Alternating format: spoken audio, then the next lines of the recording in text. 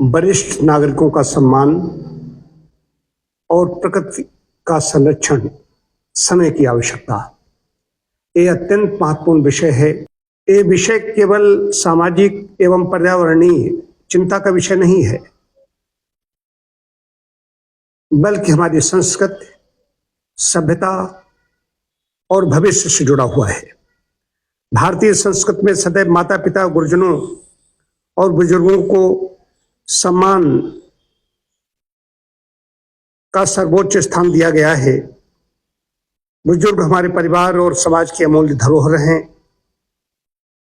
उनके अनुभव, ज्ञान और जीवन संघर्ष आने वाली पीढ़ियों के लिए मार्गदर्शन का कार्य करते हैं।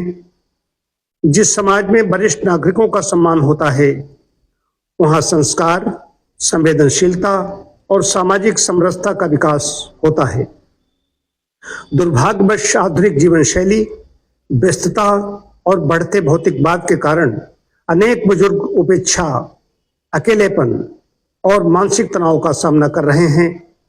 ये स्थिति चिंताजनक है और हम सभी का दायित्व है कि उन्हें प्रेम, सम्मान और सुरक्षा प्रदान करें। इसी प्रकार प्रकृति भी हमारी जीवनदायिनी है। शुद्ध वायु, स्वच्छ जल, उपजाऊ मिट्टी, हरियाली, ये सब जीवन के लिए बहुत आवश्यक हैं। लेकिन इसके विपरीत विकास की अंधी दौड़, विकासवाद जो चल रहा है और वनों की कटाई, प्रदूषण, प्राकृतिक संसाधनों का अंधाधुंध दोहन पर्यावरण संतुलन को प्रभावित कर रहा है। आज 2 दिवस हैं, ये बता दूं। एक तो है विश्व बुजुर्ग दुर्व्यवहार जागरूकता दिवस और दूसरा है विश्व पवन दिवस। तो इसमें पवन दिवस मतलब है कि सौर ऊर्जा की बात हुई, हम तो सौर ऊर्जा का उपयोग करते हैं। पवन की बात आती है, जो पवन ऊर्जा की अब इस समय चल रही है, उसकी टरबाइन लगती है और टरबाइन चलती है तो उसको कलेक्शन करने के लिए बैटरी होती है और उसको विद्युत उसमें भंडारण होता है। दिन रात उसमें ऊर्जा बनती रहती है। तो ये भी है, ये थोड़ा सा महंगा है, लेकिन फिर भी मैं इस पर विचार भी कर रहा हूँ कि देखूंगा। तो ये हमारे ऐसे संसाधन हैं कि हवा चलेगी, बिजली बनेगी, सूर्यदेव निकलेंगे, ऊर्जा बनेगी। तो इनका उपयोग किया जाए। कायाकल्प ऐसा करता है, इसलिए मैं ये बात कह रहा हूं। और योग और प्राकृतिक चिकित्सा, भारतीय जीवन दर्शन हमें सादगी, संयम और संतुलन का संदेश देते हैं। यदि हम अपने जीवन में इन मूल्यों को अपनाएं, वृक्षारोपण करें, जल संरक्षण करें, प्रदूषण कम करें तथा अपने बुजुर्गों को सम्मान और समय दें, तो एक स्वस्थ, सुखी और संस्कारी समाज का निर्माण संभव है। हमारे यहाँ तो भारतीय संस्कृति में परंपरा रही है कि वृद्धों को सम्मान देने के लिए, उसे आशीर्वाद लेने के लिए एक बहुत बड़े संत को में थे, स्वामी हुए हैं, स्वामी राजेश्वरानंद जी महाराज। उनको सुन रहा था तो उन्होंने बताया कि जवानी अंधी है और बुढ़ापा लंगड़ा है, तो ये दोनों मिल जाएं तो बहुत बड़ा काम हो सकता है। कि जो वरिष्ठ नागरिक हैं उनका अनुभव हमें मिल जाए तो बहुत बड़ा काम हो सकता है।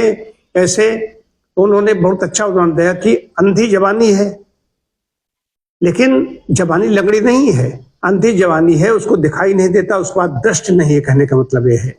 और लंगड़ा बुढ़ापा है, बुढ़ापे में लंगड़ापन हो गया है, घुटनों में दर्द है, वो चल फिर नहीं पा रहे हैं। तो उनको क्या कहते, उन्होंने बताया कि उसको जवान व्यक्ति है, अपने वृद्ध व्यक्ति को अपने कंधे पर बिठा ले, उनकी आंखों से, उनके ब्रेन से काम ले युवा, और उसको जवानी मतलब कि पैर मिल गए जवान व्यक्ति के, और उनको दृष्टि मिल गई, तो ये बहुत बड़ा काम हो सकता है। उपेक्षा से काम नहीं होगा। हमारे यहाँ हम देखते हैं कि मातृ देवो भव, पितृ देवो भव, आचार्य देवो भव की परंपरा है भारत की। श्री राम का आदर्श देखिए, 14 वर्ष का वनवास के लिए पिताजी नहीं कह पा रहे हैं, फिर भी उन्होंने स्वीकार कर लिया और उनके सम्मान में चले गए। कि हमारे रघुकुल रीत सदा चली आई, प्राण जाहि पर वचन न जाई, ये है आदर्श। श्रवण कुमार की कथा आप लोग जानते हैं। अपने माता पिता को कांवर में बिठा करके लेकर के गए। भीष्म पितामह का सम्मान आपने देखा है कि श्री कृष्ण से लेकर के जितने भी वहां पर थे, दोनों पक्षों के लोग सम्मान करते थे। चरण स्पर्श की परंपरा जानते ही हो कि अभिवादन शीलस्य नित्य वृद्धो विसेवना चत्वारि तस्य वर्धन्ते आयुर्विद्या शोभनम। आयुर्विद्या की वृद्धि होती है अभिवादन करने से। मेरी तो आदत रही है, मैं जब भी उठा, कोई कितना ही होता, कितना ही नजदीक होता, कोई मान्य होता, कोई आया होता घर में, लेकिन सबसे पहले माता जी को प्रणाम करता था, उसके बाद में किसी दूसरे को प्रणाम करता था। जहाँ वृद्धों का सम्मान होता है वहाँ संस्कार, ज्ञान और समृद्धि का विकास होता है। तो ये दो विषय हैं कि उनकी निस्संदेह, इसमें कहने में संकोच नहीं है। वृद्धों में अकेलापन, असुरक्षा की भावना, उनकी उपेक्षा भी हो रही है। युवा वर्ग उनको समय नहीं दे रहा है।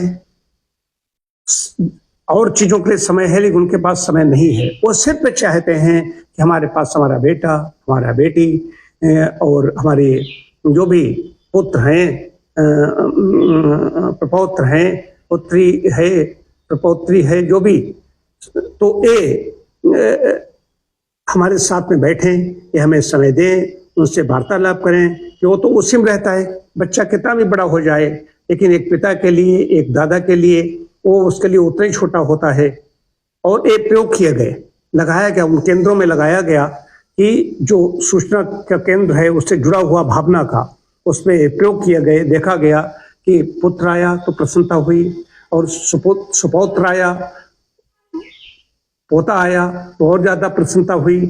तो देखने से ही प्रसन्नता हो जाती है। जब लोग संवाद करते हैं, वार्ता करते हैं, उनसे साथ में कुछ हंसते खेलते हैं, तो वो बहुत ही आनंदित होते हैं। उनको और कुछ नहीं चाहिए, वो तो बराबर ही आशीर्वाद देते रहते हैं। उनको चाहिए सम्मान, उनको चाहिए थोड़ा समय जरूर निकालें। तो हम युवाओं की जिम्मेदारी बनती है कि अपने घर में, अपने आसपास कोई भी हैं, हमारे यहाँ कुछ लोग ऐसे आते हैं, बाहर से आते हैं यहाँ पर, इनकी अवस्था बहुत ज्यादा है लेकिन प्रकांड विद्वान है, यहाँ पर हमारे साथ में आएंगे,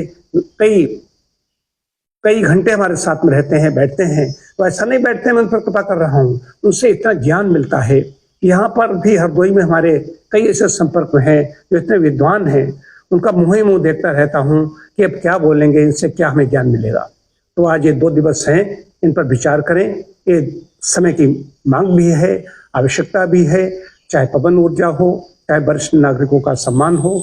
ये उनकी दुर्भावना तो बिल्कुल स्वीकार्य नहीं है। सरकार ने इसे कानून भी बनाए है। यदि कोई दुर्भावना रखता है, कोई परेशान करता है, तो उसके लिए विशेष प्रावधान किया गया है।